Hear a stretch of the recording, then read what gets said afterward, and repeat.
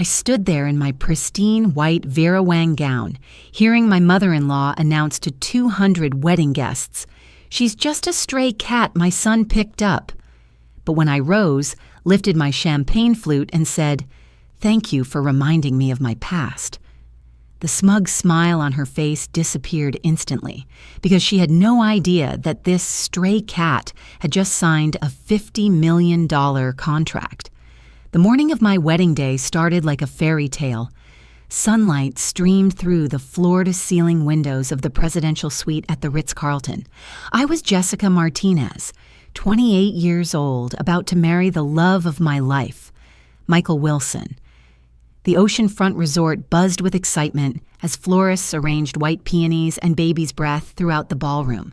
My wedding dress hung like a masterpiece. $3,000 of silk and lace that made me feel like a princess I never thought I could be. Michael's family had insisted on paying for everything: the venue, the flowers, even this designer gown. His mother, Helen Wilson, had smiled sweetly when she handed me the garment bag. "Only the best for my new daughter," she'd said, her manicured fingers adjusting the veil. But there was something in her eyes that I should have noticed, a glint that didn't match her warm words. The 3-carat diamond on my finger caught the morning light. Michael had proposed with his grandmother's ring, a Wilson family heirloom. "Welcome to the family, baby," he'd whispered that night 6 months ago. I'd cried tears of joy thinking I'd finally found my place in the world. After growing up in foster care, bouncing between homes, I thought I'd won the lottery. But I didn't know the real gift was waiting for me behind the scenes. Have you ever believed in fairy tales? I did that morning, staring at my reflection in the mirror, practicing my vows one last time. The ceremony was perfect. 200 guests filled the beachfront pavilion as I walked down the rose-petal aisle. Michael looked devastatingly handsome in his custom tuxedo, tears in his eyes as he watched me approach.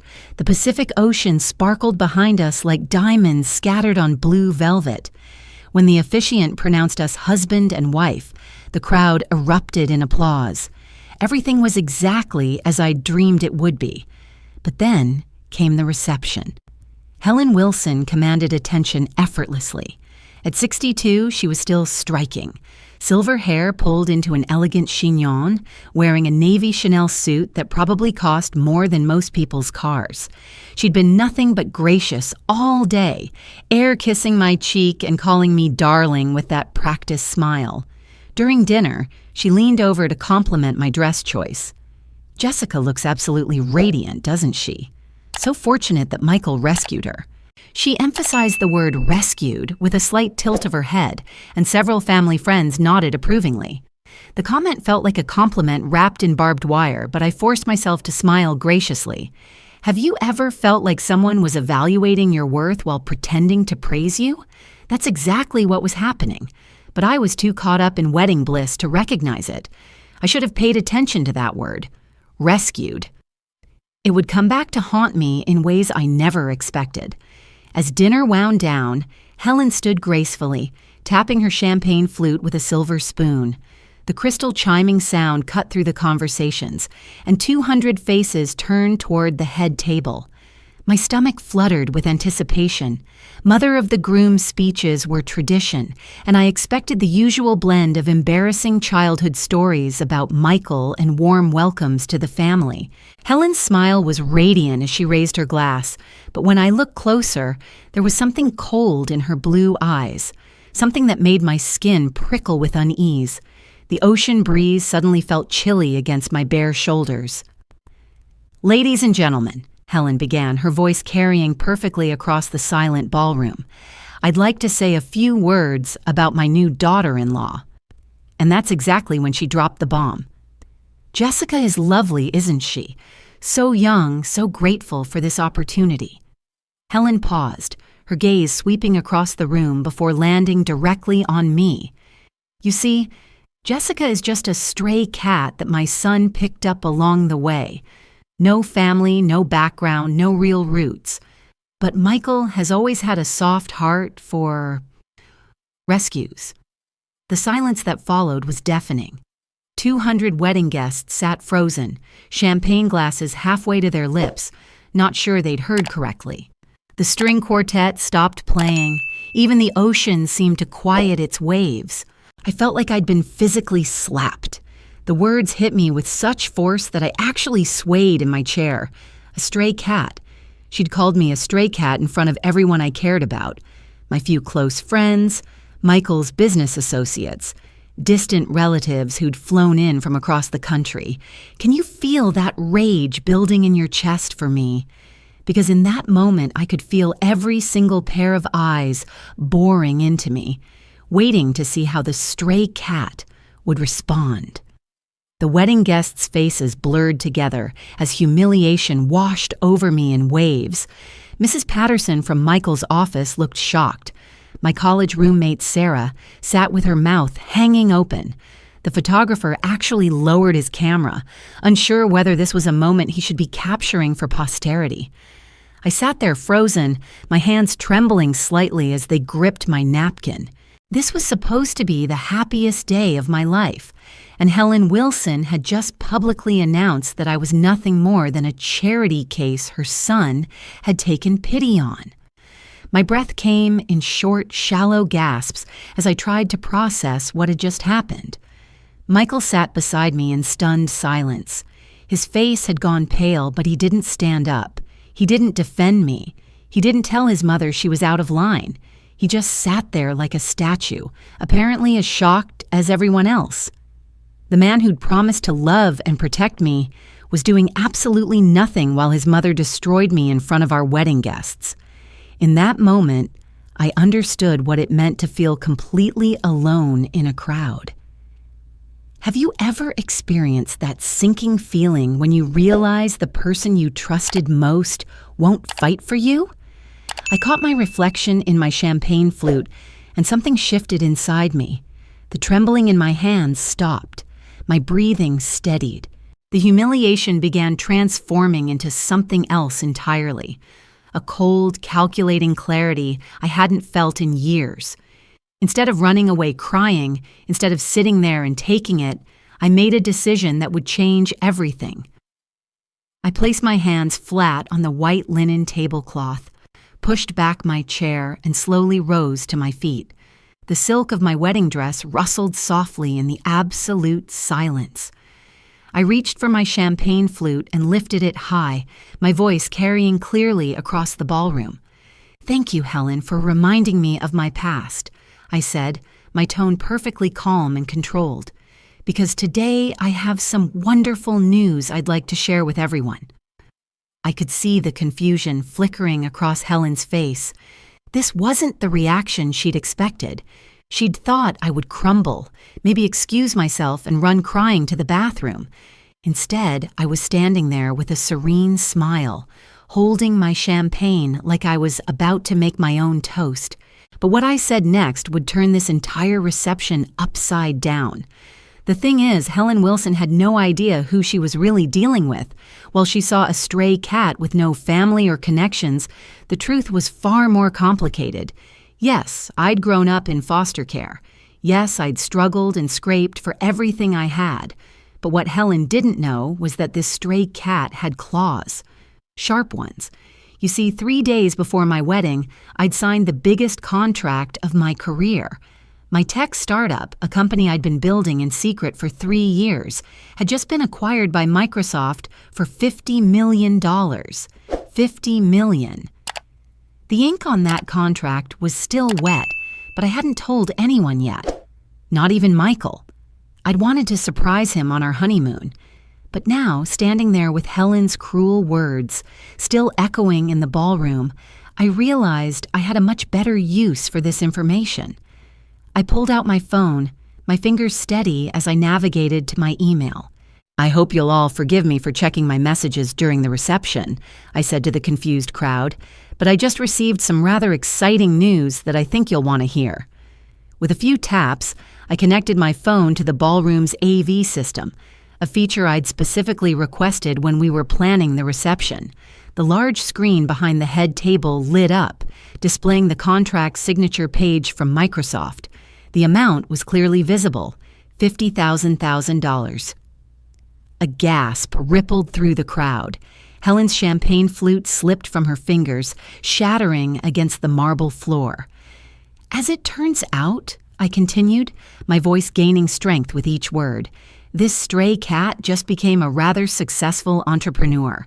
Microsoft acquired my artificial intelligence platform this week for $50 million. I paused, letting the number sink in. But you know what the best part is? I'm donating $5 million of it to foster care organizations across the state. Because every child deserves a chance, even the strays. Have you ever seen someone's world collapse in real time? Because that's exactly what was happening to Helen Wilson. The transformation in the room was immediate. Whispers started at the back tables and spread forward like wildfire. 50 million? Did she say Microsoft? I had no idea Jessica was in tech. The same people who'd been staring at me with pity moments before were now looking at me with newfound respect and curiosity.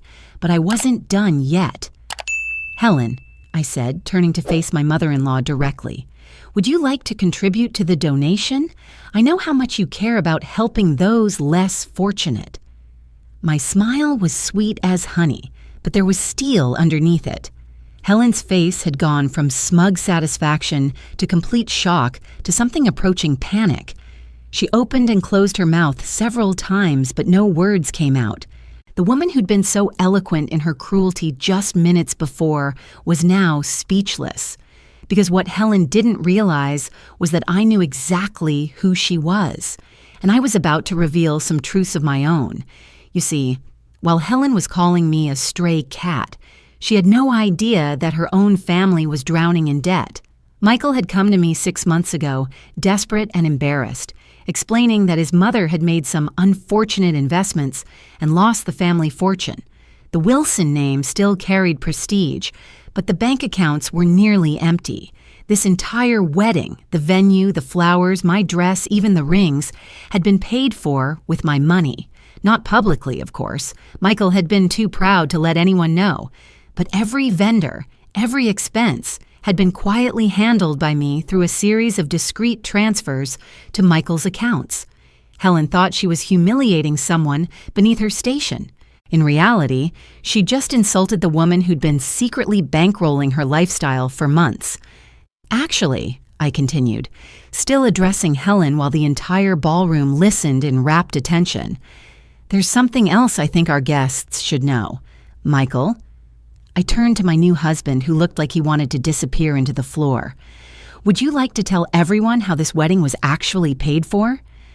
The color drained from Michael's face completely. This was the moment when his choice became clear.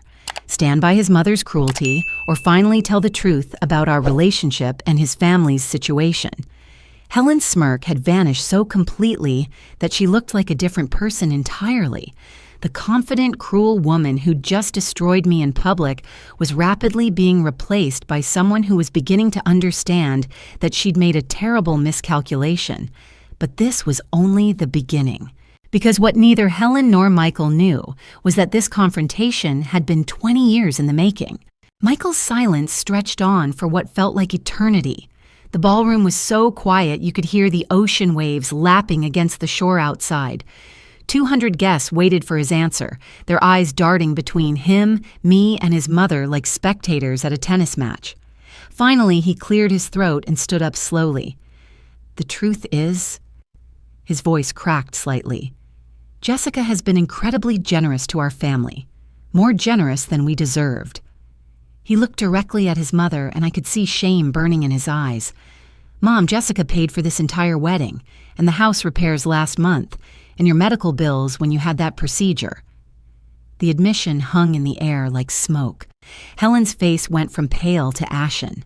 She gripped the edge of the table so hard her knuckles turned white. The woman who'd spent years cultivating an image of wealth and superiority was being exposed as financially dependent on the stray cat she'd just publicly humiliated. But I wasn't finished, not even close.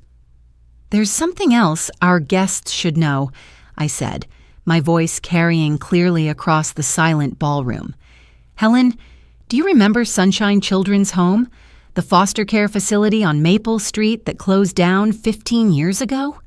Helen's eyes went wide with recognition and fear. She knew exactly where I was going with this. I lived there from age 8 to 18. I continued, never breaking eye contact with her. It was supposed to be a safe haven for kids like me, kids with nowhere else to go, but funny thing about that place, the funding kept disappearing. Donations meant for food, clothes, and educational programs somehow vanished into thin air. The wedding guests were completely absorbed now. This had gone far beyond family drama. This was turning into something much deeper and more complex. Helen Wilson was the director of Sunshine Children's Home for 10 years, and during that time, she embezzled over $200,000 meant for vulnerable children. I paused, letting the accusation sink in. I know this because I spent 2 years as an adult, tracking down the financial records. I know this because I was one of those hungry kids who went to bed wondering why we never had enough food, enough clothes, enough books. Helen finally found her voice. That's completely false. I was investigated and cleared of all charges. Cleared? Because you had powerful friends and expensive lawyers, I replied calmly, but the money still disappeared, and the children still suffered. The revelation sent shockwaves through the crowd. Guests began whispering urgently to each other. Mrs. Patterson pulled out her phone, probably already Googling Helen's name. The photographer had resumed taking pictures, sensing this would be a story people would want documented. So you see, I continued, when Helen calls me a stray cat, she's talking about a child she personally failed, a child whose childhood she helped destroy through her greed and negligence. Michael was staring at his mother like he'd never seen her before. Mom, is this true? Helen's composure cracked completely. It was complicated. The facility was struggling financially. I was trying to save it. By stealing from children? Michael's voice was barely above a whisper. Can you imagine discovering that someone you've looked up to your entire life built their success on the suffering of vulnerable kids? That's exactly what Michael was experiencing in real time. I should have felt triumphant. I should have been satisfied seeing Helen's world crumble the way she'd tried to crumble mine. But as I watched this family destroy itself, I realized something had gone terribly wrong with my plan. Because yes, this had all been planned. Not the wedding, not falling in love with Michael. Those were real. But the confrontation, the timing, the public revelation, I'd been orchestrating this moment for 20 years.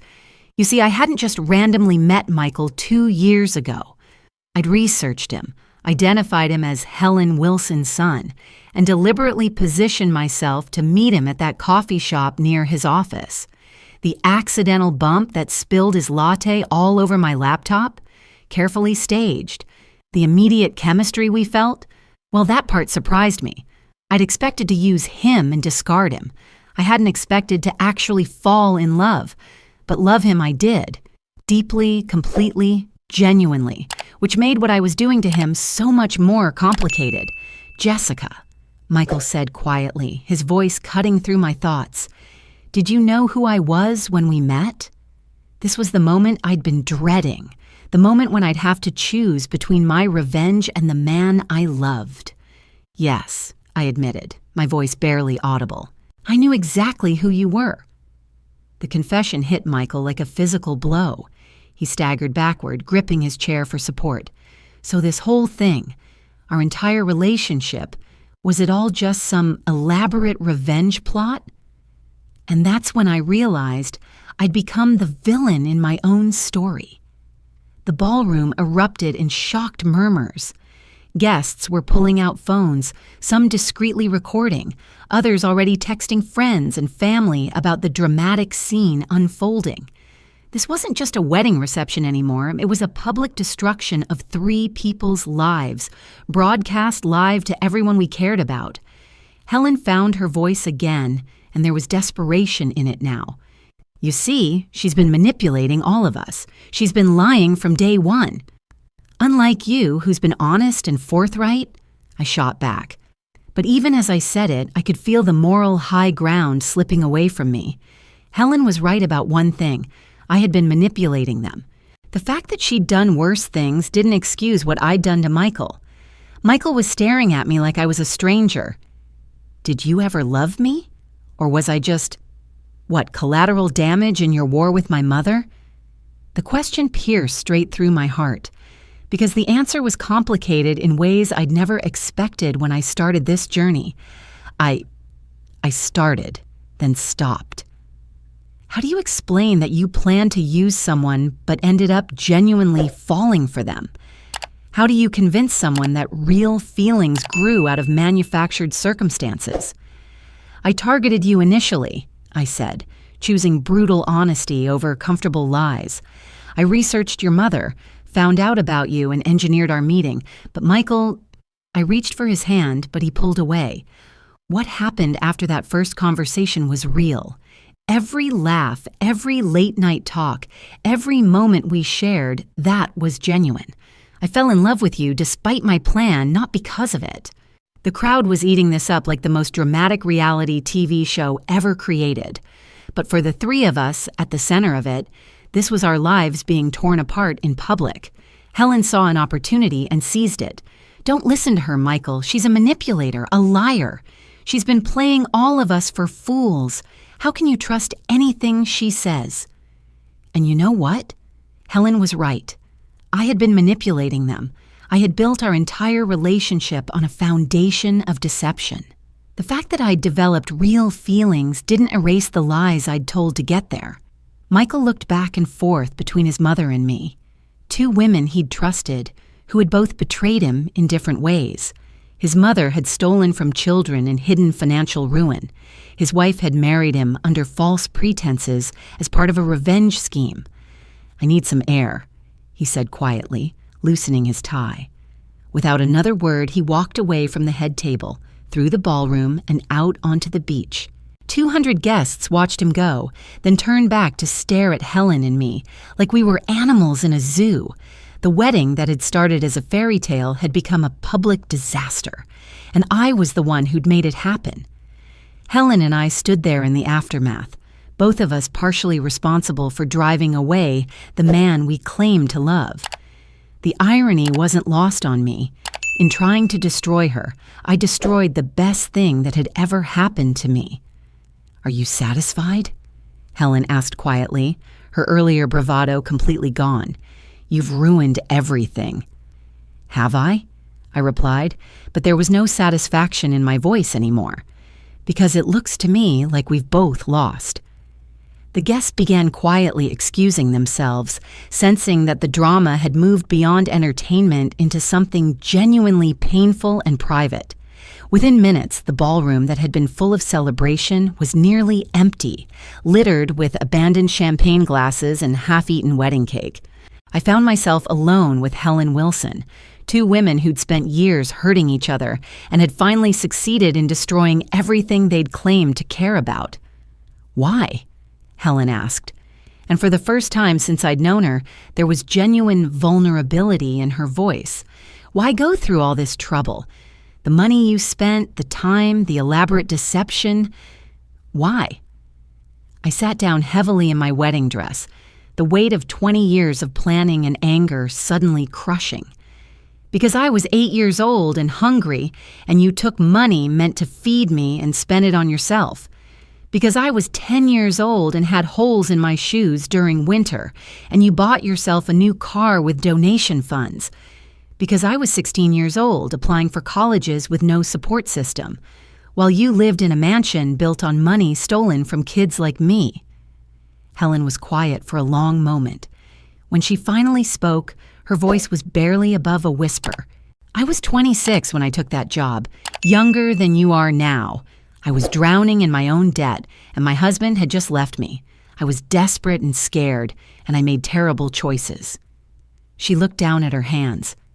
I told myself I was borrowing the money, that I'd pay it back when things got better, but things never got better, and the lies just got bigger. That doesn't excuse what you did to those children, what you did to me. No, it doesn't. Helen met my eyes directly. But Jessica, what you've done tonight doesn't excuse what you did to Michael either. He loves you, really loves you, and you've broken his heart as collateral damage in a war he never knew he was part of. The truth of her words hit me like a slap. In my quest for justice, I'd become just as manipulative and cruel as Helen had been. Maybe more so, because I'd had time to plan it, time to consider the consequences, and I'd chosen revenge anyway. So what now? I asked. We've both destroyed the person we love most. Michael's heart is broken, our family is shattered, and 200 people just watched us tear each other apart. Was it worth it? Helen was quiet for a long time, staring out at the ocean where Michael had disappeared. I've spent 15 years trying to forget what I did at that children's home, trying to justify it, minimize it, pretend it wasn't as bad as it was, but seeing it through your eyes tonight. She trailed off. What? Those children I failed. They grew up. They became people like you. Brilliant, successful, capable of incredible things, and I robbed them of resources that could have helped them achieve that success earlier, easier. Helen's voice broke slightly.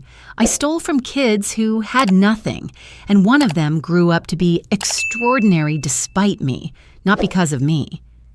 It was the closest to an apology I'd ever gotten from Helen Wilson, and somehow it felt hollow rather than satisfying. The question is, Helen continued, what do we do now? Do we keep destroying each other, or do we figure out how to fix what we've broken? I looked around the empty ballroom, at the remnants of what should have been the happiest day of my life. My wedding dress felt heavy and suffocating. The diamond ring on my finger felt like a lie. I don't know if this can be fixed, I admitted. I don't know if Michael will ever trust me again. I don't know if he should. He will if you give him a reason to, Helen said quietly. Michael's greatest strength is his capacity for forgiveness. He got that from his father, not from me. But Jessica, you have to be worthy of that forgiveness. We both do. And that's when I realized something that changed everything. This wasn't about Helen and me anymore. This wasn't about the past or revenge or justice. This was about Michael, and whether two women who'd both betrayed him could find a way to put his well-being ahead of their own pain. What are you suggesting? I asked. Helen stood up slowly, smoothing down her navy suit. I'm suggesting we stop being enemies and start being what Michael needs us to be. Because whether we like it or not, we're family now. And family means putting each other first, even when it's hard. She was right. Michael was out there on the beach, heartbroken and betrayed by the two women he'd trusted most. He didn't need us to keep fighting. He needed us to grow up and start acting like the people he deserved to have in his life. There's something else, Helen said hesitantly. Something I need to tell you about the children's home. What? I kept records. All these years, I kept detailed records of every dollar I took, every child who was affected. I told myself I'd make it right someday, but I was too much of a coward.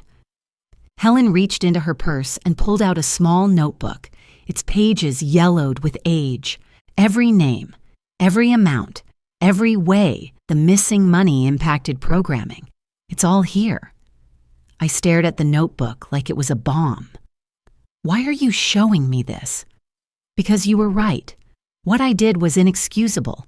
And those children, adults now, deserve to know the truth and receive restitution. Helen held out the notebook to me. Your $50 million could change their lives. But more than that, an apology from me and accountability for what I did, that might help them heal. Taking that notebook felt like accepting a sacred responsibility. Helen Wilson was essentially confessing to me, putting her freedom and reputation entirely in my hands. Why trust me with this? I asked. Because despite everything that's happened tonight, I think you're a better person than I am. And because Michael loves you, which means you must have goodness in you that I couldn't see past my own prejudices. We stood there in the empty ballroom, two women who'd spent the evening destroying each other, holding between us the power to heal not just our own family, but dozens of adults who'd been failed as children. If we do this, I said slowly, if we try to make things right, it has to be real. No more lies, no more manipulation, complete honesty, even when it hurts. Agreed, Helen nodded. But Jessica, can you honestly say you can forgive me? Not just say it, but actually mean it? I thought about 8-year-old me, hungry and confused, wondering why the adults were supposed to take care of us seemed unable to provide basic necessities. I thought about the anger I'd carried for 20 years, the way it had shaped every decision I'd made. I don't know, I answered truthfully, but I'm willing to try if you are. Helen extended her hand to me, not a handshake, but an offering of partnership. Partners in making amends? I shook her hand, feeling the weight of 20 years of anger beginning to shift into something else. Not forgiveness yet, but possibility. Partners, I agreed. But first, we need to find Michael and figure out if he's willing to forgive both of us. As we walked out of the ballroom together, Helen and I began planning not revenge or defense, but redemption. For Michael, for ourselves, and for all the children we'd both failed in different ways. The fairy tale wedding was over, but maybe, if we were very careful and very honest, we could write a different kind of ending to this story.